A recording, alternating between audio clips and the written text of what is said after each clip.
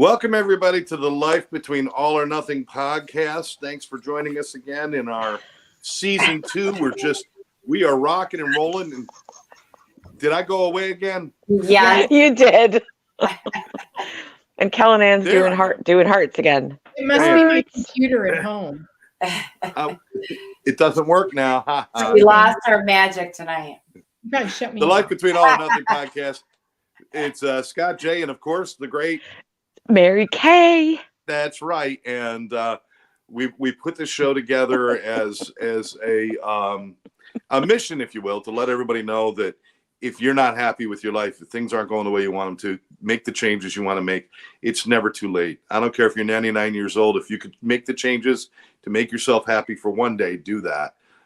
Too many people are stuck. Stop being stuck. And if you don't like the position you're in, I suggest we find somebody to blame, and I know how to do that. You go into the mirror, you go into the bathroom, you turn on a light, and you look in the mirror, and that's who you can find to blame for all of your ails and all of your troubles. Be happy. The life between all or nothing means live the life you have now. Stop waiting until you are either stuck with nothing or you have everything, because either way, you're not happy unless you're living in today. So, Mary Kay, how are you? I'm great, thanks. How are you doing? I'm good. People may notice the room is full today. We got people. And if they don't know why, it's because we started a show on the Exes last night, the show that Therese and I do. And I got all my podcast buddies, and Kellen Ann is a regular on my Tuesday night show. But we started a show last night talking about men and women and understanding things about dating and relationships and asking questions. And it was so good. And it felt like we were cut so short in that conversation. We wanted to carry it over to the next day. And luckily, even with Kellen Ann moving 3 states from where she was last night to where she is now, she can still show up and be here.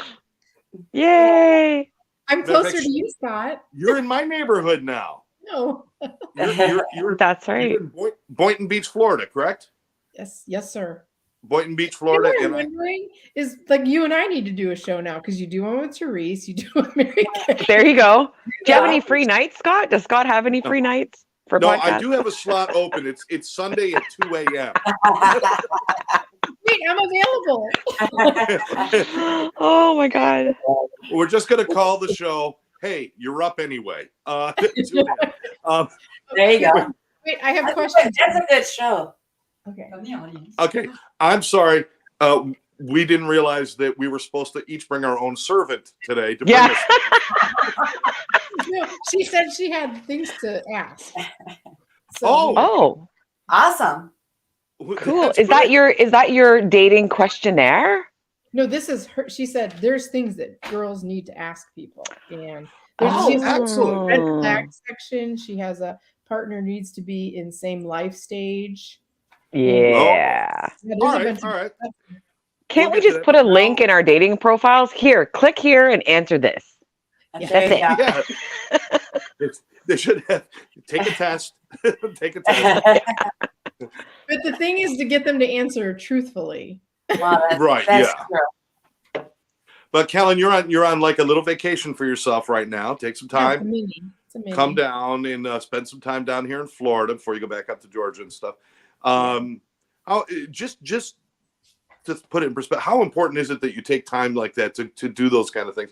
Because a lot of people don't. They don't, even if it's just for 2 or 3 days to get out and do something. How important is that to you? It's crazy important, because I was the other end of it, where I would do nothing. I would work 365 days a year and just beat my head against the wall. And I would get more done if I were to work 3 months, take a few weeks, work 3 months.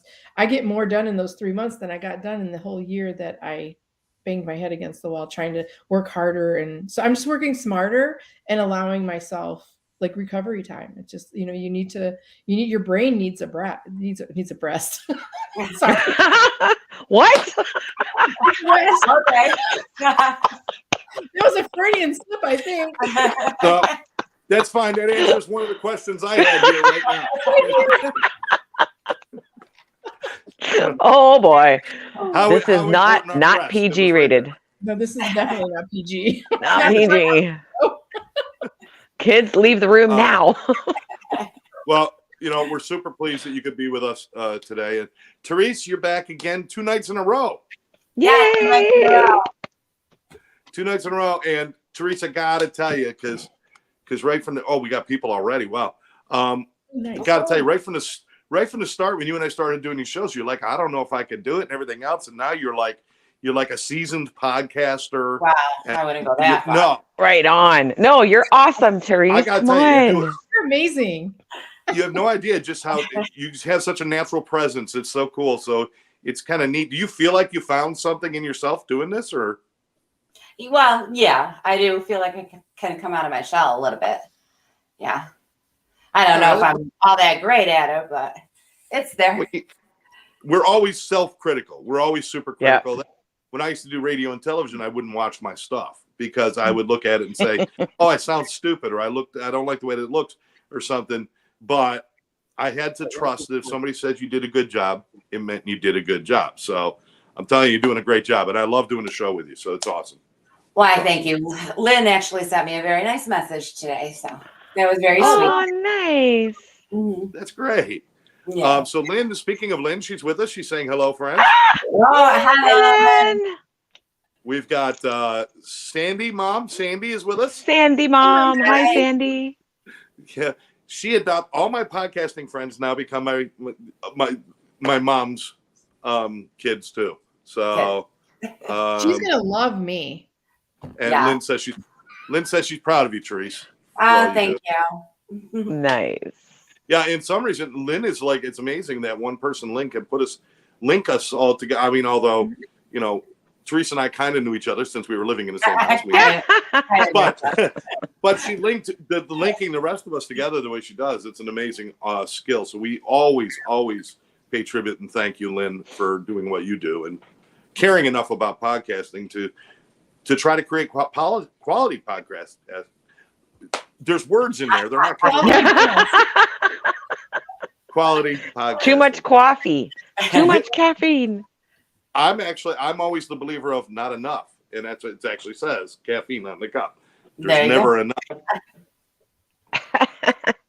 See, I can't sleep at night. I've always had this insomnia thing. And I used to be like, I got to stop drinking caffeine. No, I got to drink more caffeine. That way I don't care if I sleep at night. That's what I got to do. It's very healthy. So Mary Kay, we had a blast last night. We really wanted to carry this over, didn't we? Oh my God. Yeah, we did. We had such a blast, and it's really great for me to hear from 2 other women too, as well, that we're in the dating scene, kind of all trying different methods, I guess. Although some the same, and the dating apps are the most fun, the most entertaining. Well, it's like a game of Russian roulette with the dating apps, Sometimes it's a click and you're relieved, and other times you just want to blow your brains out because it's terrible, right? What I really appreciate, I got 3 absolutely wonderful women here who aren't like dependent upon finding somebody to complete themselves at this point in their lives. And there's too many people out there that still do that. They don't feel like they're complete. Now, it's nothing wrong with wanting to have a partner or wanting to have somebody to share adventures or even to have a deep relationship. But you guys aren't desperately seeking it to make you better, are you? Anybody can grab that. It's to enhance my life. To enhance It's an ad. But not to fulfill you, because Right. a lot of people do that. It's like, I was half a person until I met my love. And I'm like, well, you still half a person. That's Yeah. like Jerry, Yeah. that Jerry Maguire quote, "You complete me," or whatever. Oh, That's yeah. ridiculous. That's Yeah. ridiculous. Yeah. Yeah. That's I mean, sending the wrong message. Yeah. Yeah. Yeah. And I think it's that whole, it goes back to the concept of when you get married, 2 become 1. Right. And Yeah. that's not, no, 2 still have to be 2 who create a better 2 and not a better 1, But, tell me, Mary Kay, you've been single for a little bit at the time. I know you expressed you'd really like to find somebody, but your happiness is not contingent upon that, is it? No, not at all. And so it was before, like a few years ago, and back 10 years before that, definitely there was definitely that contingent factor. But once I realized that, I was like, no, you know what? I need to find happiness in myself and by myself. And once I found that, it was a game changer because there's no pressure to find someone. Like there's no pressure. So I'm on the dating app, and have I been on it today? No.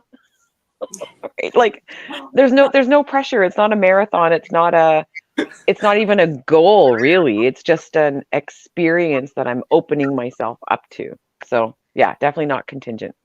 I like that. An experience you're open to. You're opening Yeah. yourself up to it instead of desperately trying to cling to for one or find one, right?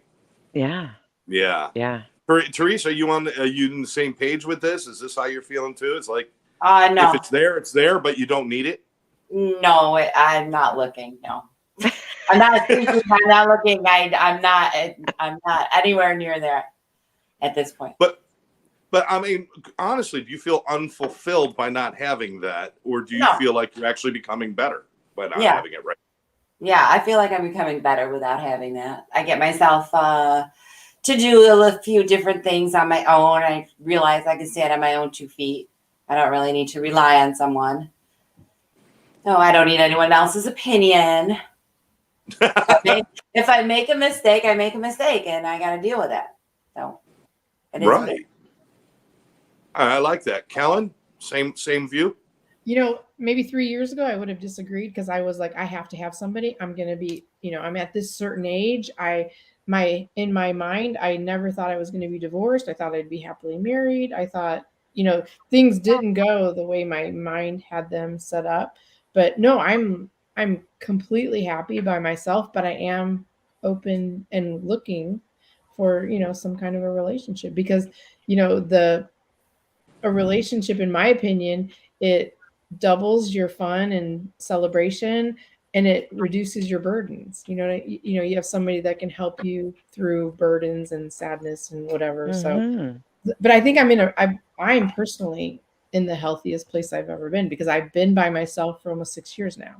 And, I took care of my daughter, I took care of my mom, and, I feel like I did my obligations, and now I'm ready, and I was able to heal from all the turmoil of my marriage and fix the best to my ability problems that I had, my communication issues. And so I think I'm ready I'm a good person to go right now. I love it. She's ready to mingle. Single and ready to mingle. Yeah. I'm thinking I want it to happen more organically because I'm not like the swipe culture thing. I'm just not, we discussed this last night. It's been a disaster for me. and I think, and so I have taken a break from the dating sites, and I'm just, like I said, I'm joining clubs. I'm doing the improv. I'm in the diving club, and I'm just trying to just see what happens on its own, And the cool thing is doing all of that stuff, the stuff that interests you and piques your interest. That's where you want to meet somebody who's sharing similar interests, not somebody that, I like their eyebrows, so I swiped. Which way do you swipe if you like them? Her eyebrows, right? Right. You swipe right if you like them? Yeah. Or left? Right. No, left is no. Left is no. Left is Okay. All right. Hell no. It's a hell no. I don't know. Left or right? Why is that a complicated thing for me to? I just don't. I don't. No, I think that's really awesome. But you said something interesting, healing. Mm-hmm. Now, a lot of people, men and women, and I've been guilty of this, and jump from one thing to the next without, even if you're not in a horrible, horrible relationship, which I've been in some horrible ones, and I've been in some that weren't horrible, but they just weren't working or they were broken. And I had a lot of responsibility in things that went wrong. But I never took the time to heal before I jumped into something else. And there's no possible way to change unless you take that time. Mm-hmm. There's no possible way to figure stuff out. So this time that I've taken has been really important for me to say, it was really easy for me to point the finger and say it's because of that, but it really wasn't. It was because of I started or at least participated in a lot of the things that were wrong. So, have each of you, have you had times where you skip the healing process and then times when you've used the healing process? You know, Mary Kay, how about you? Hell yeah. Hell yeah. When I first split from my ex-husband, that was back in 2007. And I would say for at least for 7 years, probably, it was one after the other, after the other, after the other, after the other. There was no time for healing, even though I was telling myself during those, fairly short-term relationships that I was healing, but I wasn't. I wasn't. And I was just telling myself these things. And yeah, so to answer your question, yeah, skipped healing in favor of having a companion and knowing full well that these were not going to be my life partners, which is a whole other thread that we can go down, which I feel bad about and feel, I've redeemed myself from that. But it's yeah, I feel bad about that because I feel guilty for leading people on that it might be a life partnership. But you weren't, obviously you weren't preparing yourself for Mr. Right. You were preparing yourself for Mr. Right now. Yeah. No, true. Yeah. Yeah. Kellen, the healing, you mentioned the healing to begin with. How important is that? It's major important. Like I was just like you, Mary Kay. I was just filling voids, whatnot, being afraid to be alone, thinking society tells me I should be with somebody, that if you're alone, there's something wrong with you. Remember we were talking last night that some of us feel more comfortable being in a really lousy relationship than the fear of being, that was better than the fear of being alone. And then that brings you to when you're talking to guys to date, we talked about make sure that they've been alone, because if they've never been alone, then they haven't healed it all either. And if you're going to go to all the trouble of healing yourself and preparing yourself to be available for a relationship, and then you're with this person that they're not prepared because they have not been alone. And that's one of my main questions. Have you been alone? Have you been without a girlfriend for any amount of time? Barry Selby's joining us saying you're preaching Barry. what I teach. Barry is our relationship guru. Bring Barry on. Bring him on. Come on up, Barry. Barry, if you would like to come and join this conversation, put on your cup because it's us against the girls right now. No. If you would like to join this conversation, we don't bite. Just let me know, and I'll send hard. Yeah, I will send you an invite. I'll send you an invite messenger if you'd like to join in for a few.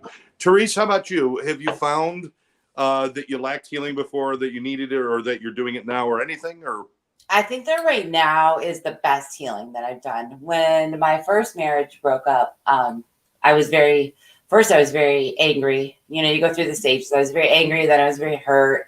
There was a lot of humiliation in that.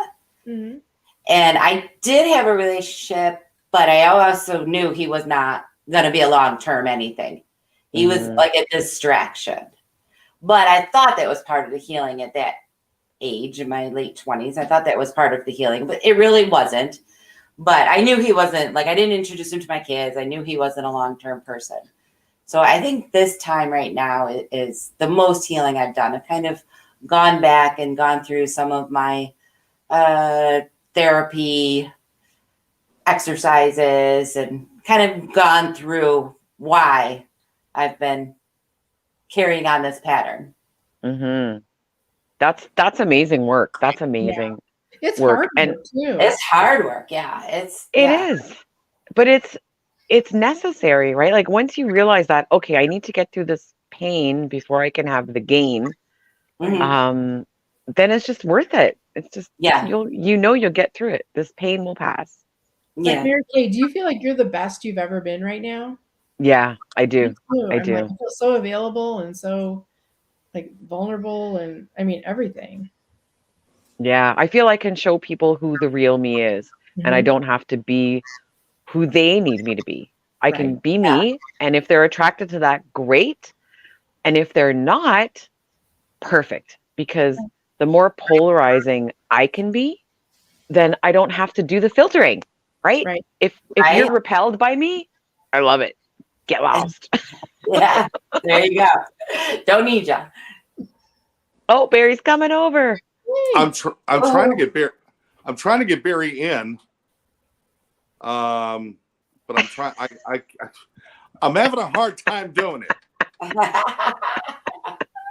because I'm not on my computer. I'm on my tablet, and the only way for me to tablet. Send it to him through your phone. I will do that through my phone.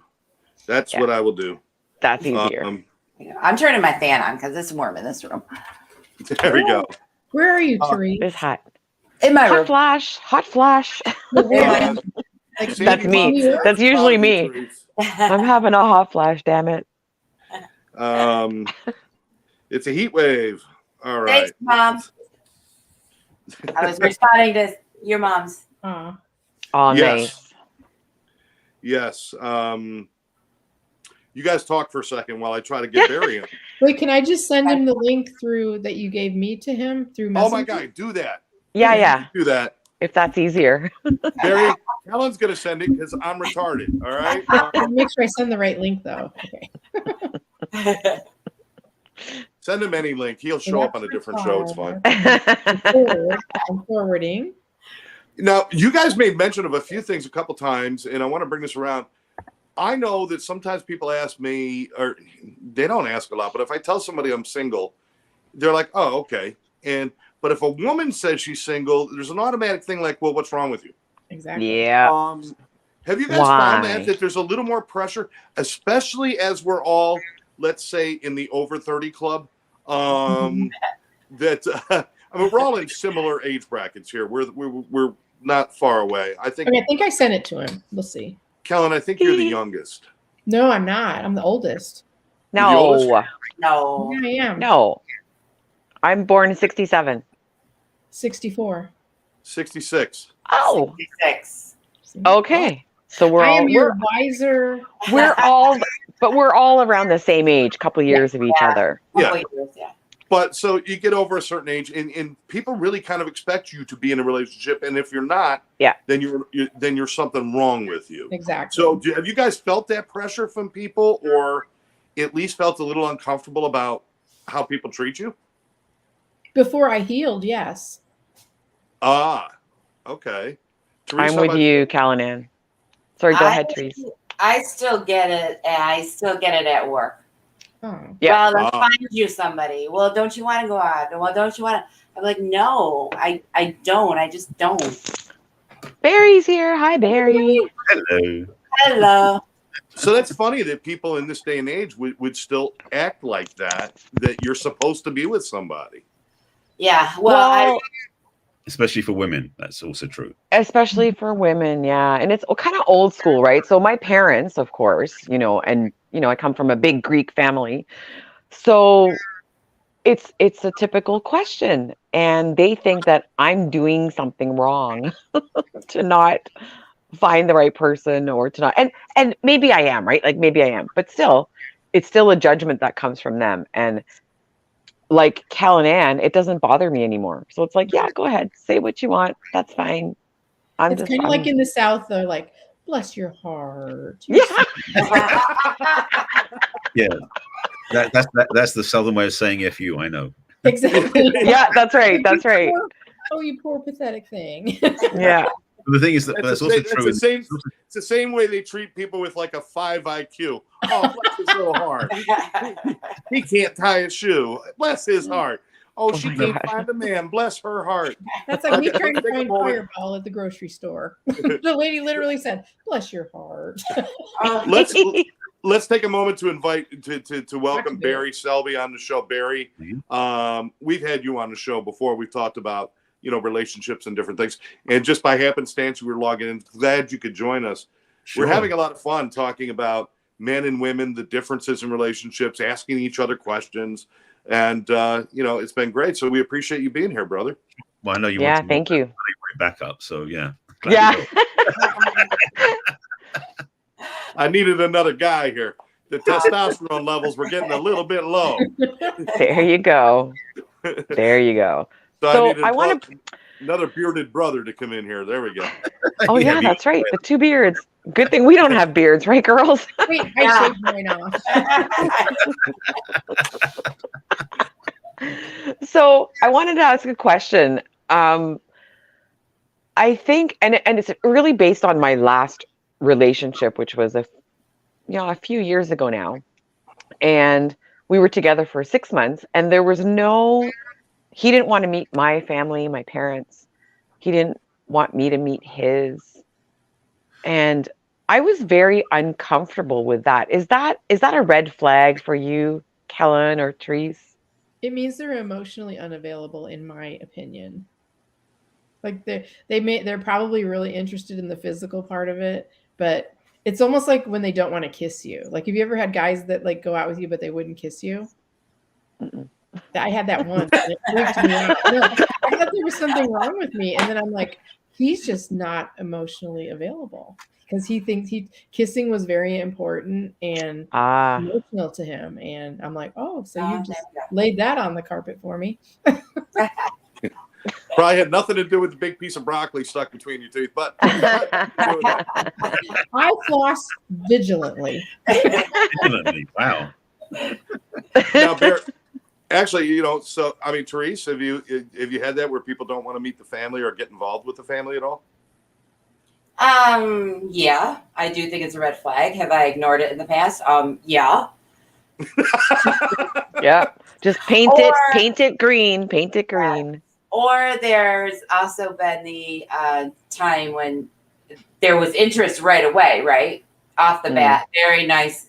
Interact with my kids. Very lovely. And then you get a year or two down the road and it's like my kids don't exist. They're always in the way. They're always being noisy, So you can put on a front and then you find out the true nature down the road. Mm-hmm. Just gonna play defense for a minute. That wasn't me. No, I love Therese's kids. I didn't always handle them very well because I had a lot of problems with my own parenting skills because of my alcoholism through a lot of my parenting years. So I had some problems with that. But I love her kids, and I loved your mom from the beginning. I had to because she scared the hell out of me. She used to throw shoes at me when I was 14 years old. So I know my mother a lot. Yeah, true story. And sometimes she wore some really heavy clogs. It was very scary.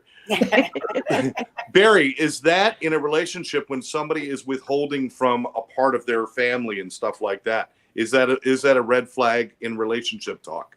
It can be, although there are certain circumstances where they have issues with their parents that you don't want to find out about. Not so much them, but their parents may be a little bit too right wing, and you don't want to introduce them to them, or some other difference from you, where the person you're with, if you're interested in the parents, it's like, I shared this on Tuesday, I think, about John Bradshaw's quote about, if you think you feel evolved, go home for Thanksgiving.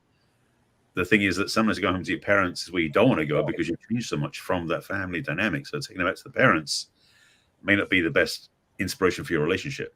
So it can work that way as well. But generally speaking, if there's a clear avoidance without explaining why, then there's definitely some stuff going on. Mm-hmm. All right, excellent. Yeah. And that's how I felt too, Barry. That's how I felt in that there was really no explanation. There was always a diversion of the question, always some way to distract from it. And then I would be thinking about it later. I'm like, he still never answered me 3 days later. One of the baselines of relationship for me has got to be about honesty and integrity. Yes. And if they reflect rather than answer your question, there's a real big red flag there, Yeah. Yeah. And it's funny, we're looking at this show and, people are probably listening to say, oh, it's a show about relationships. We've got 5 people here that we're all friends. We do podcasts together. We've got 2 people who are exes who lived together for almost 11 years or around 11 years. Wow. There was a I break thought in the you weren't going to tell everyone about Barry and I. What? He didn't know that. Therese, you didn't have to give it away. I didn't say it was you. What, you lived with Barry, Scott? Right? We've also got a relationship expert, if you will, who's written a book on the subject, 50 Ways to Love Your Lover. And there's all sorts of great things going on here. But look at this circle. We've got 5 people who are single. Mm-hmm. And we're talking about relationships. And I'm going to tell you that some people might look at that and I'm going to say, I'm looking at that as saying, hey, it's okay. It's absolutely fine to be single. And maybe this is just time to work on other relationships. I have friendships with 4 people on the screen here. No, I'm going to say 5 because I have friendship with me too. Mm-hmm. I got friendships with 5 people on the screen that if I kept chasing too much relationships, I still wouldn't know how to build these relationships. Well, One thing I learned this from Therese a while ago because I used to watch her and I used to actually get upset. And I don't know if I've ever talked to her about it. So, hey, we're going to do this in front of people, Therese. Oh, okay. She would be talking to people that she knew from high school, which was, years ago. It was a while ago. It was a while ago. And they've moved and they've gotten married. They've done different things and they all remain friends. And when they're all in the same town, they say, let's get together. And they talk and they send Christmas cards and they do all that stuff. And she does it with some of her ex's family members. And there's all this. She had relationships that she kept and cultivated. Me, if I left a job and I worked with somebody side by side for 10 years, a week later, I don't talk to them ever again. And I didn't know how to have relationships. I had no idea. And that has a direct correlation to how I treated Therese in our relationship and other people in the relationships I've had, because I didn't know how to have good friendships. Is that important there, Barry? Well, kind of obviously, yes. But the thing about it is some people, though, choose a relationship as a choice point, like get in a relationship and forget your friends, and be with your friends and forget your relationship. Mm-hmm. Ultimately, you need to have both. Because frankly, I've said this before in my work, that men definitely need to have male friends to go hang out with because their partner's not going to satisfy the need to go do things that men need to do, like go hiking, camping, whatever it is, to get the juices flowing, so to speak. For women, they want to go to the spa with their girlfriends, not with you. So it's like having the friendships outside the relationship is helpful to make the relationship easier and healthier. Because the problem and I think that's is put everything on the relationship, and he can't carry the weight.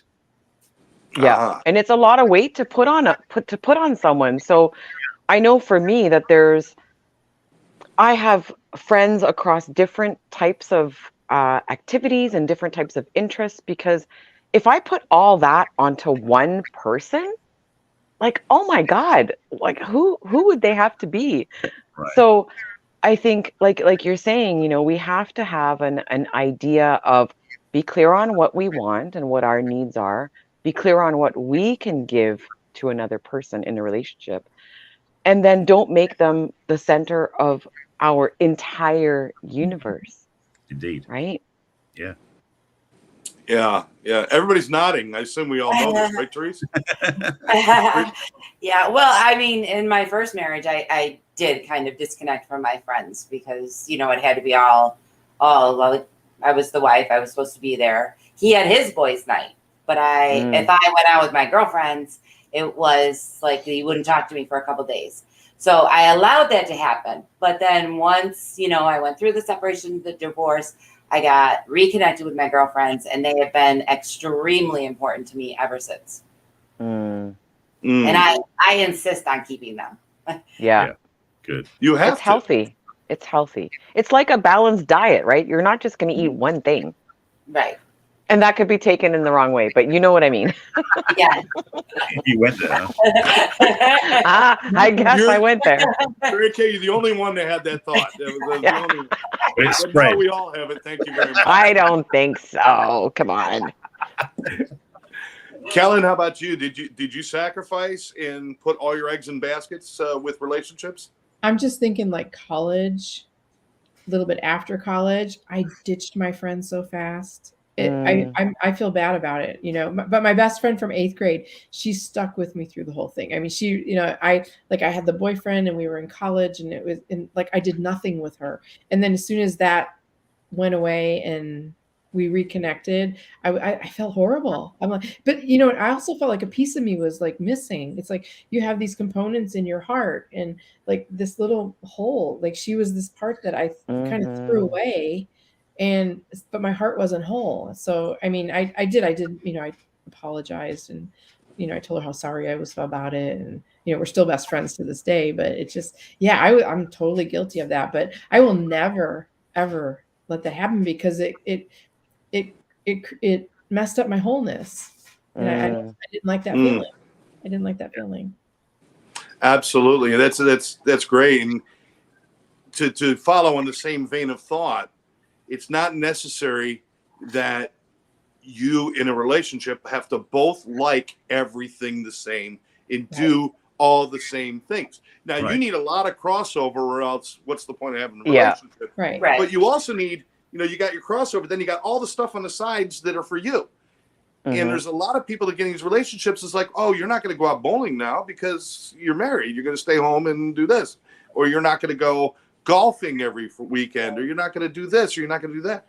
And we willingly like turn all those things over, and then we build resentments about it. So how important is all of that to have, and not only just to have those, but to accept in the other person that they're allowed their own space and interest. How important is it, Mary Kay?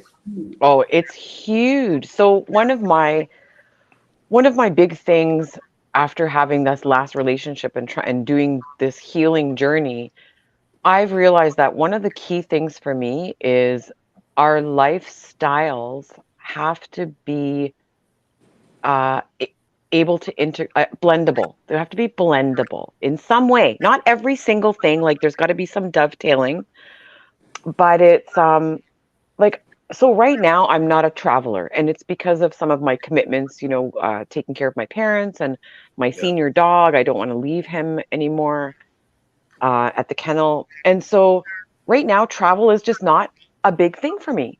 And if I tell someone that I'm chatting to, and I tell them why, they first they think I have 3 heads. Which is fine, right? Because I'm telling the truth. Because if you love to travel, and there was this one guy who travels every month, like that's just part of his thing. He's semi-retired.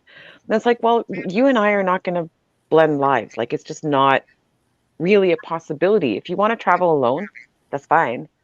But you may start resenting me. And anyway, so having key points of integration is really important to me. Yeah. Absolutely. Absolutely. I want to acknowledge Chris Roush, our friend, is watching. Christopher! He says, look at the rock stars in here. There we go. Hi, Christopher. He just celebrated an anniversary. I know. A wedding anniversary. Yeah. Oh, really? Awesome. Yeah. Really? Well, for all of us single people on the panel, up yours, buddy.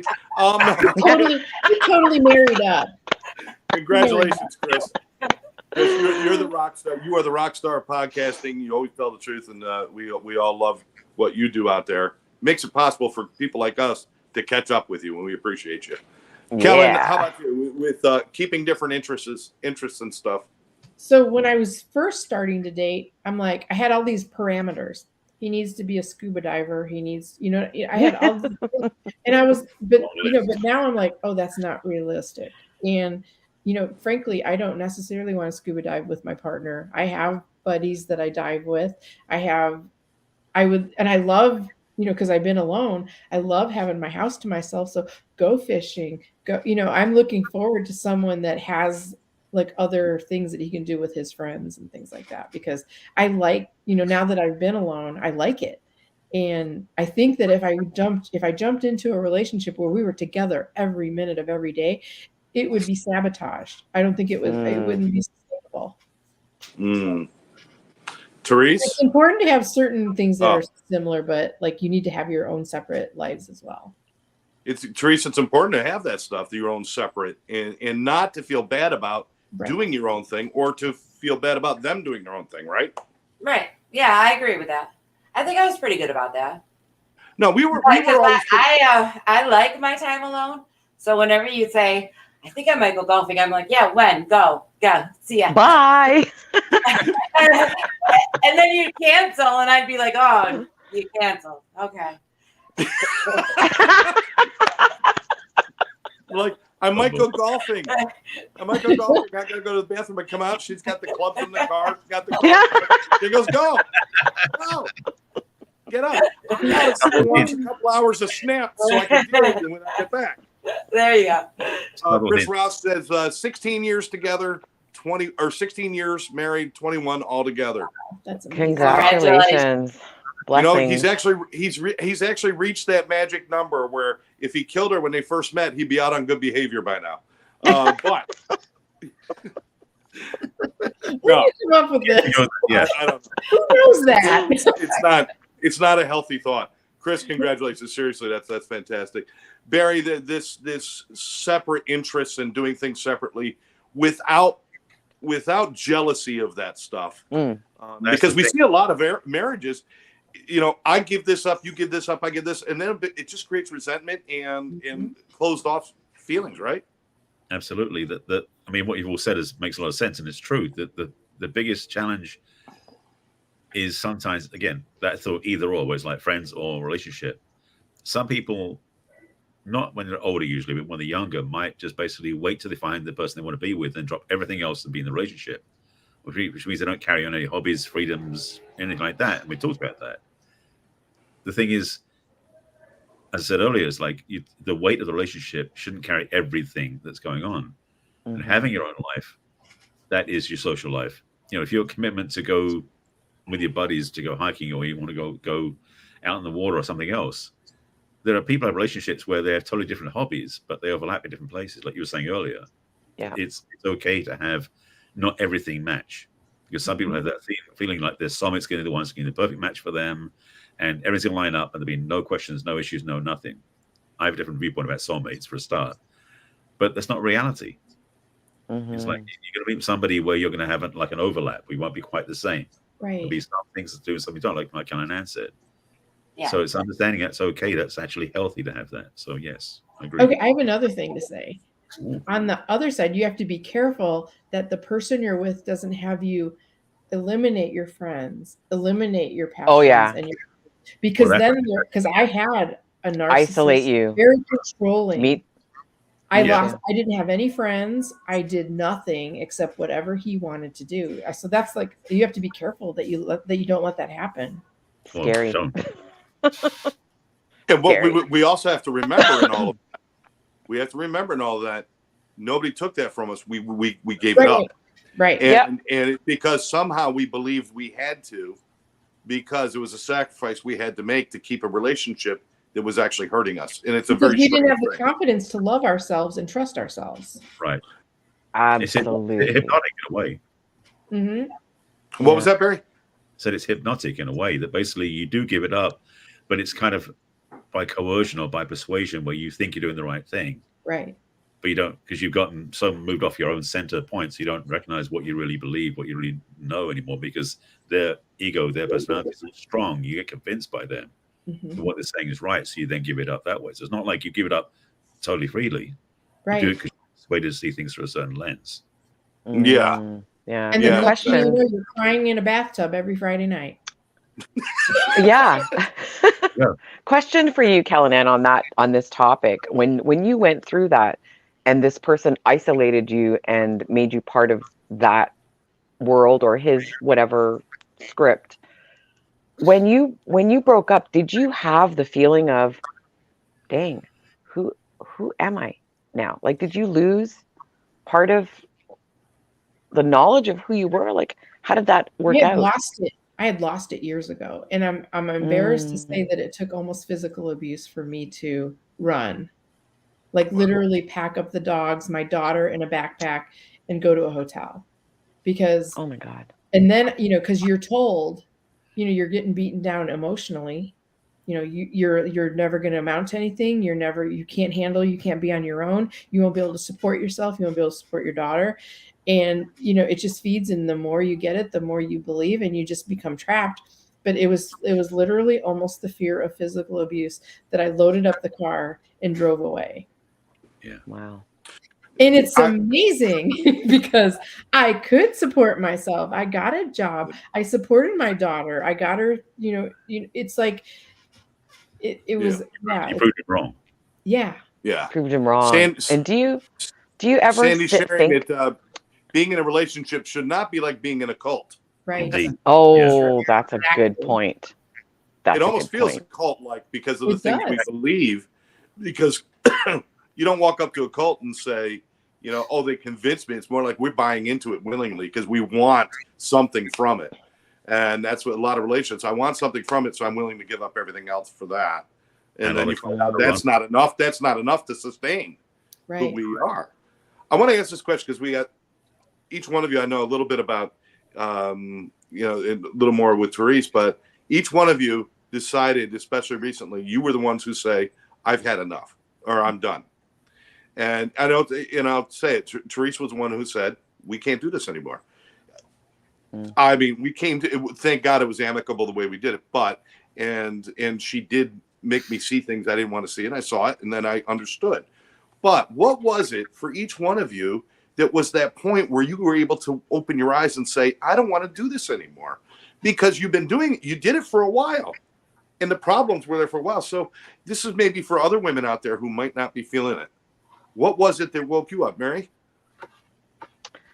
I think for me, when I realized that I was becoming lost in a story, in a movie script, in something, and I didn't know if I didn't have the directions and the orders, what would I be doing? I had no idea. And as soon as I figured that out, I was like, oh dang, I need to go and figure out who I am without this marriage, without this person, and go from there. And obviously definitely a broken road to where I am now. But some amazing lessons and amazing detours. Yeah. Therese, how about you? I mean, was there something that just finally snapped other than the TV show you were watching? Other than the TV show. Well, I think there was a progression, right? I was feeling kind of not seen, not being, I don't know, made a priority. And then the one day you said, we're basically roommates. And I kind of looked at my life and I'm like, yeah, we are. Basically, we're roommates. We're friends, which is great. But there's not much more than that at this point. So, and that's really not the life I wanted to live. I didn't really want a roommate or just a roommate. Yeah. Yeah. Yeah. So basically, I was the one that sparked it. If I kept my freaking mouth shut, no, I'm kidding. That was just the one statement that made me say, he's right. We are basically roommates. And once we were both able to say it out loud, because obviously we were both feeling it, which is crazy. Sometimes you got to just say something out loud so you could spark that moment of change. And we had this moment of change. Yeah. We actually left the house. We couldn't do it in the house. We went over to my office and we sat in the office and we said, we're either going to end up hating each other or we're going to do what we know we need to do. Yeah. And I did not, quite honestly, I did not want to lose, because I don't think anybody, how can you spend that much time with somebody and say everything is bad? Because it's never everything is bad. There's pieces that are bad. And I wasn't willing to lose the friendship, neither was she. And we came to an understanding.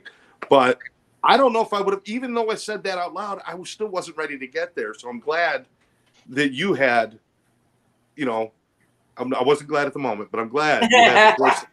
You were glad because you didn't. I'm glad you had the strength to say, listen, this is not right. It's not right. Kellen, how about you? What was the spark for you? Was there something that woke you up and said, I don't need to do this? There were two instances. So when I left my husband, I was staying together because everybody, stay together for the child, right? But then when in therapy, I realized that I was setting an example, a bad example for what a healthy relationship would be like for her.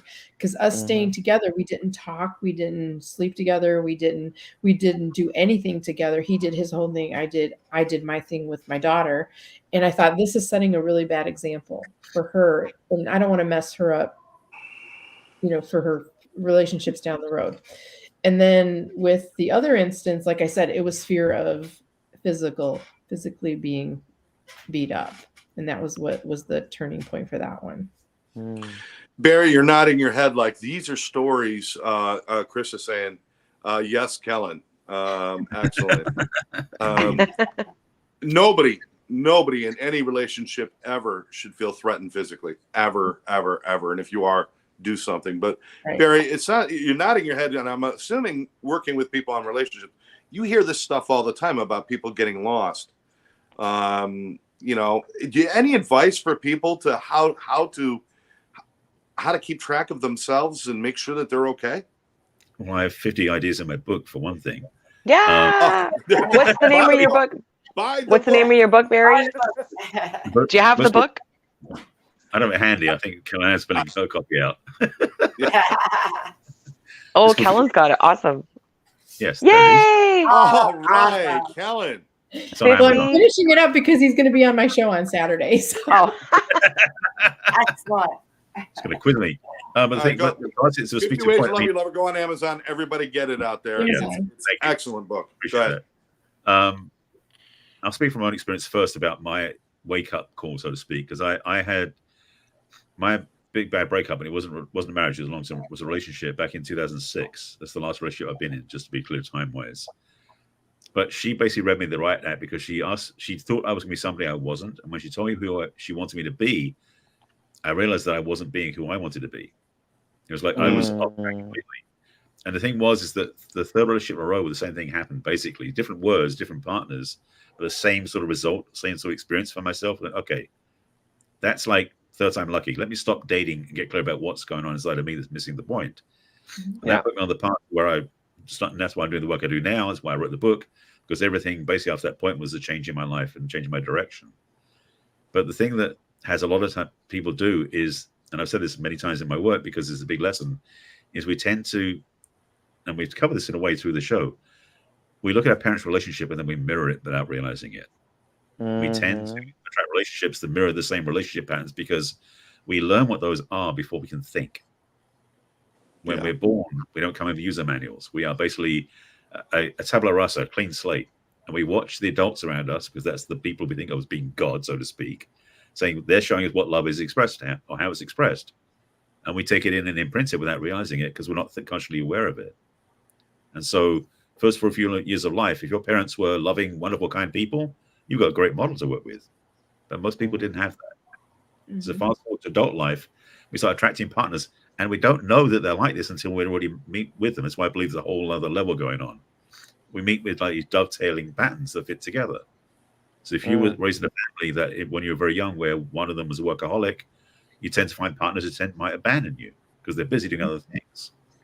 If you're raised in a family that there was, smothering, you find a partner that you wouldn't want to find anybody that loves you. You wouldn't know it's love until they really did the same thing. So the wiring's built in until you rewire it. That's the power of choosing to go back and change their life. So one reason to be single is to do the inner work.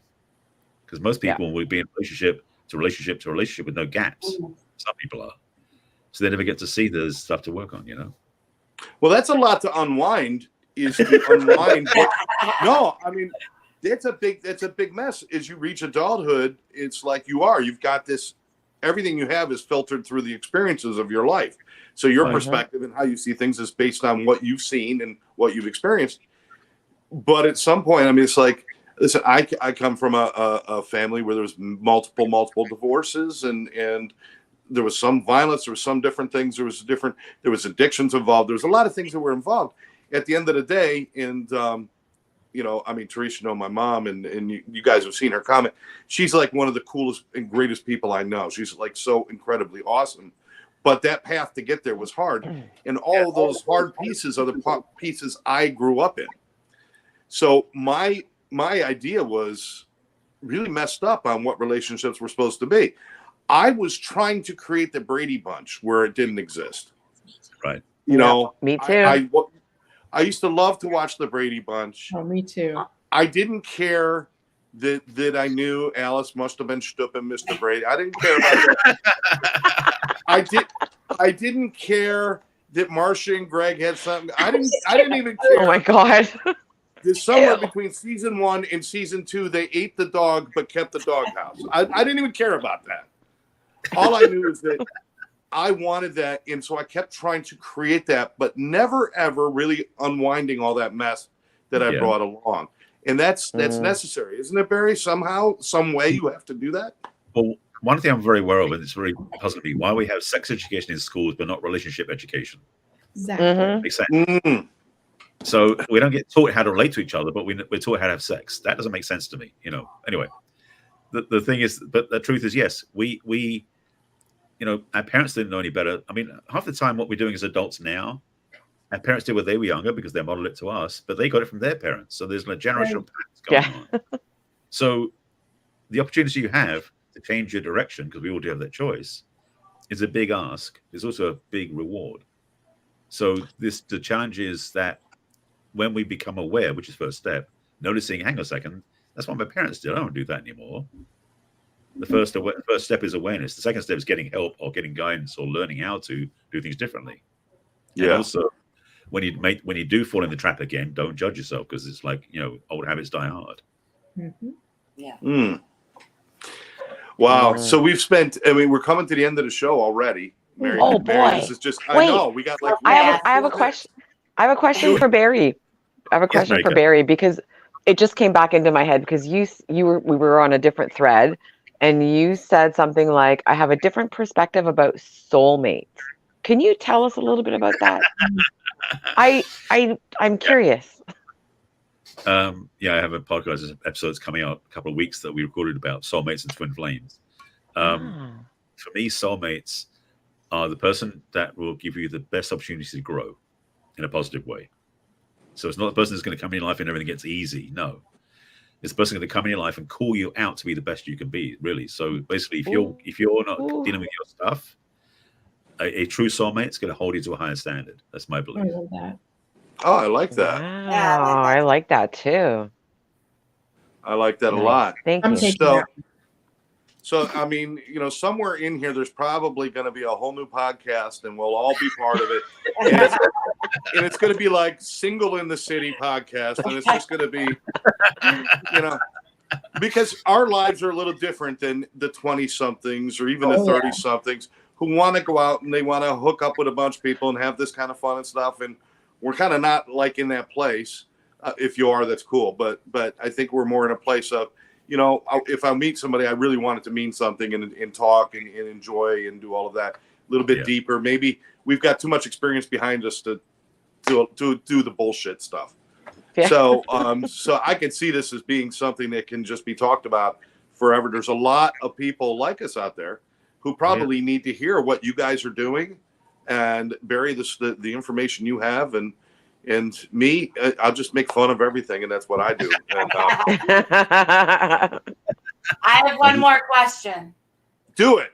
Okay, so up until Barry's definition, I didn't really believe in soulmates, because I had a whole other thought about soulmates, the person you're supposed to be with forever, and that's the only one you're going to love, blah, blah, blah. So I wanted to ask, have you guys always believed in soulmates, or did that just shift for you? Shifted. It just shifted a little bit for me, because I believed what you believed, Therese, in that it's that thing that you're looking for to complete you and to, you're the greatest love of your life kind of thing. Yeah. But I do, my gut tells me that Barry is, I like the definition. Yeah, I like his definition. I like that I'm adopting it. I thought it was someone like we talked about before. They ease your burdens, and you celebrate together. So your celebrations are doubled and your burdens are cut in half. But I'm adding Barry's at that piece. Barry, apparently we're all converted. Welcome to the burdens. You're not good. We are in, brother. I like that too, and I used to believe in soulmates too, and I like Therese and like Mary said in Kellen, I thought it was like this kind of thing where you meet somebody and it was just like, this is who I'm supposed to be. This is my lobster. This is my person for the rest of my life. And here's one thing though on that. Most people have this belief in the old soulmate paradigm that there's one person on the planet who's just for them. I don't believe God. The belief of God I believe is a God about love and compassion. God wouldn't give you one option in 8.5 billion people to be your soulmate. That would be horrendous trying to find that person. That's a good point. Yeah. That's a good point. Mine is in some corner of Indonesia somewhere, hiding under a tree. Exactly. I don't know where mine is. Under a turtle. I agree with you. But one of the things, and I love your definition, somebody who challenges you, not in a bad way, not in a comfort, but to help you to grow and to expand your life, expand your world, not contracts it down to just the two of you, but expands it out to everything. I like that.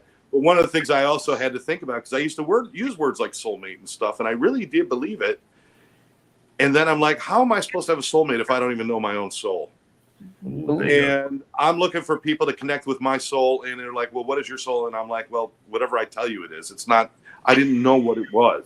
And, you know, and now that I'm starting to know my soul, and I believe, like you said, Barry, that I could have soulmates that are friends and soulmates that are this, and so people that I connect with that inspire me, that drive me, and that I drive them and inspire them, and we make each other laugh. But I've got friendships like that, and even some business relationships like that, where it's like it just works, and we connect on a really cool level. And maybe not put so much pressure on the perfect idea of a relationship, like the old idea of the soulmate. I find you, and you're supposed to be perfect for me in every way. Oh, and the minute you're not, the illusion is shattered, and you know we're no longer the Brady Bunch. You know, now we're married with children. They're the Addams family. The thing about it is the other thing is, but you got to find each other when you're both single, which is like, how the hell is it going to happen too? So the other thing about soulmates, I got woken up to this idea a long time ago. I crossed paths with two soulmates in my life where I just knew they were a soulmate. One of them was married to somebody else, and I just was like, I felt like we were ships passing in the night. Like we know each other, but we're not meant to be together. And that was okay. So that soulmate energetic isn't, first of all, it's not just one person only. And it's more than just that depth of connection. And yes, it can be somebody who's a friendship because you clearly get, because I mean, I'm sure, I don't know from personal experience, but I'm sure there are people of the same gender who are not gay who are soulmates. Oh, I can attest to that. Yeah, for sure. Yeah. Because I was all depressed when, you know, because I just recently divorced my husband. And I'm like, my best friend, I'm like, I'm never going to have my soulmate. And she says, but you've had your soulmate all along, me. And it's my best friend. We've been best friends since 8th grade. So instead of just being BFFs, we're BFFSMs because we're best friends. Nice. And this was, as I was talking about with, off. when I was talking about Therese before, and her old high school friends and how they stayed, or even middle school they went back to, and how they stayed friends all the way throughout that. And I'm like, you know, I was so jealous of that because that is a soulmate type friendship that is like, you know, in spite of where our lives go, we're still connected and we're still going to be there for each other. And so, you know, Therese, you've already had living proof of that, you know? Yeah. And so that's cool. We're going to extend it by just 1 or 2 more minutes, only because I know we all got to go. But I love you guys. This is so cool. I got to ask one last question. And this is one of those things that goes back to when Harry met Sally. Can men and women be friends? Without sex, without the thought, without the manipulation, can men and women truly be friends? Mary? Yes. Why was there a hesitation there? I noticed. No, there was no hesitation. No hesitation. No hesitation. Okay. Yes, definitely they can. They can. And I think so. No physical anything. The thought might be there. An attraction can come and go, but you don't have to do anything about it. And I think that doesn't affect the friendship at all. Yeah, definitely. Yeah, I mean, I'm not saying you can't look at somebody and say, "Oh my God, you're so attractive," you know, and it's cool and stuff, but it doesn't affect the friendship. Kellen, what do you think? I have one of my best friends. His name is Jim, and we've never had any kind of sexual, like, we're obviously attracted to each other because we're both hot, okay? But, but no, we've been friends for over 20 years, and there's never been anything physical, and I can text him right now. He'll get right back to me and say, what can I do for you? And I would do the same. Wow. Join us for our next show on modesty. Hot. I'm sorry, I couldn't handle that. I love it. Men and women, can they be friends?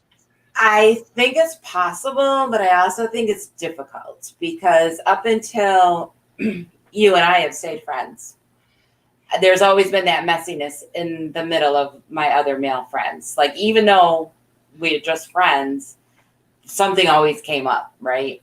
Either on their side, my side, something. And you know my one friend that I had for a while, and every now and then he would freak out and send me all these messages and delete me and all of this. And so up until our friendship remained, I would have said it was questionable. But now I do believe that it's possible. I'm not sure that we are an example that can be used since we used to be romantic. So it's hard. I mean, does that count and stuff? But you're friends now. And But You're friends now, definitely yeah. friends now. We're friends now. We're Okay. friends now, and that for me, that'll never change, and nobody's ever gonna, I'm not gonna allow that to go away because it's one of the most important friendships I've ever had in my entire life. So I don't want to change that. Good answer. Barry, but yes, Good thank answer. you. Thank you. I tried to read it word for word the way you wrote it. I tried. You Barry- forgot she's the best. Oh, she's yeah. No, there you I was go. going to end with that later. And Lynn, by the way, Lynn says, yeah, it's like our friendship, like ours. Lynn and I are great friends. We've been friends since back when I knew Therese. Even when I was 13 years old, I knew Lynn. We didn't see each other for like 40 something years, and now we're friends again. And it's just a friendship that's always been there, and it's really cool. But Barry, not only is it possible, but is it important to learn how to do that? Well, hell yeah, to be blunt. Because the thing is that we talked about that, about having friendship outside your relationships. So you got to have friendship. For me, I mean, I've said I've been single now since 2006, but I've got tons of female friends, none of which I'm going to sleep with. None of which very, very, very few of those I'm attracted to. And yes, there are some I'm attracted to, but I won't do anything about because that's a boundary I won't cross. In case they're listening, give us some names. Yeah. No, I'm kidding. Yeah. No, Really? no Which names, ones no are names. attractive Don't do and it. Which ones aren't? But the thing is, it's the thing for me is that I value the friendships I have. One, because women are amazing. I mean, I've said that many times in my work. But the truth Thank is you. that certainly. But the thing is that female friendships for me have a different quality than male friendships do. I don't mean sexuality wise. I mean just depth of consciousness, way of communicating. With men, I can do certain things. With women, I can do certain. Be around certain things. I can share certain things with men, with women. So there's differences that make valuable to have both. Yeah, absolutely. We can learn so much from each other, and I think sometimes we cut that short, and especially when we're in relationships, and it becomes, well, you can't have a guy friend and you can't have a girlfriend, and it becomes all that mess, and then we rob ourselves again of broing out with the guys, or really having a deep, meaningful friendship with a female for guys, because I learned so much more from you girls than women. Excuse me, women. I don't want to. Gotta be right. I learned so much more from you, on such a deeper level in shorter conversations than I do with my guy who's like, I love you son of a bitch, and I punch him in the arm. It's just, it's a whole different experience, and experience everybody should have. And if you're comfortable with yourself, you should be comfortable being around other people, no matter who they are. So, guys, let's go around one time real quick so we can wrap this up. Final thoughts. We'll start with Therese. What do you think to wrap this up? Just any final thoughts, anything that stuck with you after 2 days of shows? 2 days of shows. Yes, I'm still very much enjoying my single, isolated self. Right. Even if and you don't put judgment on yourself for being single at all anymore. Not like you did when you were younger. No. Yeah. Or even than I did a year ago. Oh, excellent. Even Very a year ago, good. I thought I should be trying to find someone, but now, no. I know what I want and what I don't want, and right now I just don't want. Excellent. Excellent. Kellen. I have enjoyed most of my evolution from feeling like I needed somebody to becoming what I am now. But I think that my favorite part is that I became a chameleon with every one of the relationships I was in. I liked, if he was baseball, I liked baseball. If he was a race car driver, I liked race car. I figured out that my favorite ice cream is mint chocolate chip in my journey. Because I always liked whatever they did. I always liked mocha almond fudge, Rocky Road without marshmallows. It's like, so by the way, mint chip is my favorite. Good to know. It's these important life lessons that we're trying to try mint chocolate chip people. It's little. I mean, it got down to I couldn't even choose ice cream. Right. Yeah. I know. And the cool thing is when you can find your flavor and say, that's my flavor. Mine. That's kind of a moment for all of us, is to say that, oh my God, I know what I like, instead of, oh, whatever you want. Right. Barry, how would you wrap all this conversation up? We got a lot going on here. I'm trying to think about ice cream. Chocolate. She's trying to describe a feeling of independence, and I totally guys, get it. we start drooling like Pavlov's freaking dog, wondering if we got any Rocky Road in the fridge, right? Well, I'll say one thing. I'll say there's nothing wrong with being single. It's okay to have your own life, and when you're with somebody, it should be additive, not subtractive. Somebody said, Yeah. somebody said earlier about the whole summit thing where like you complete me. It's like no, because I use that quote from Jerry Maguire all the time. You complete me is the best advertisement for codependency there is. Yeah. Mhm. So Yeah. for me, I'm clear about it's better to be interdependent, not codependent. Which means you have your own life, add with somebody else, and you still have your rest of your life as well. And that's a healthy way of being in the world, frankly. Mm-hmm. Absolutely. Awesome. Absolutely. Barry, thank you so much for jumping in, man. It's so awesome. Yeah. Yeah. You're the best. I'm like, oh, this is my field. I'm like, count me in. Mary, 2 great days of shows. First with Woo. on the Exes with Therese and I, now with our show. What do you take away from these 2 days? We did amazing. The biggest thing is know thyself, heal thyself. That's the biggest lesson. And then you are ready to receive whatever it is that you want in whatever combination that you want. Single, not single, casual, whatever. Know thyself, heal thyself, and then you're good. And know your flavor. That's going to be your next. That's going to be your next book, Kellen Ann. It's going to be Find Your Flavor. Mm. There you go. I love it. Yes. And I just want to thank all of you guys. I mean, just so much for me to think about, and so much I think we gave people to think about. There's always maybe some level of like crossover, a little bit of compromise and stuff like that, but don't compromise who you are. The minute you start to compromise who you are, we start to resent the other person for that. And the truth is, it wasn't them taking it. It was us willingly giving. Don't give up on who you are, because when you met somebody, if you're attracted to them, you're attracted to who they are at the moment. The amazing thing is we meet people because they got some qualities that are different, and we get excited about that. The minute we're together, we want to change them to be more like us. And then after a while, we say, I don't like you because you're not the same person I married. It's a cluster. 2 people together make a team. 2 people coming in as one make 2 half people. And that's no good. So, guys, all of you, Therese, Barry, Kellen, guys, thank you so much for being on our show. And Mary Kay, as always, it's just an absolute pleasure doing our Thursday nights together, babe. Thank you. Love you guys. Thank you. All right, for everybody watching, all of our listeners, everybody out there, everybody who commented, and the people who are going to be watching this later, make sure you like the show, share it with your friends, and make sure you tune in next Thursday night as we talk about Kellen Ann's modesty. No. We'll come up with something interesting. We'll be there. And if you have any suggestions for us, please reach out to Mary Kay, reach out to myself, share with us what you'd like to talk about, anything about making your life better. That's what we're all about. For now, for Scott, for Kellen, Therese, Barry, and of course, the lovely Mary Kay, Scott J saying, we will catch you next time. Bye-bye.